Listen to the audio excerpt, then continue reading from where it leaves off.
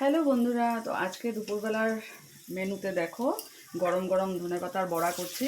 ধনেপাতা ভালো করে কুচি কুচি করে কেটে নুন দিয়ে একটু ভিজিয়ে রেখেছিলাম। তারপরে যে পাতলা করে আলু কেটেছি, 4টে কাঁচা লঙ্কা দিলাম, হলুদ, নুন, তারপর একটু আটা ময়দা আর সুজি দিলাম।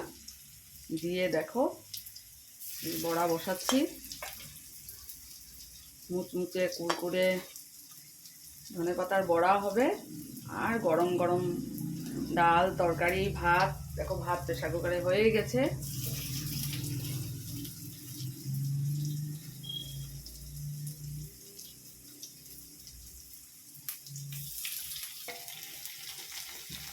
দেখো লাল করে ভাজা হয়ে গেছে। দেখো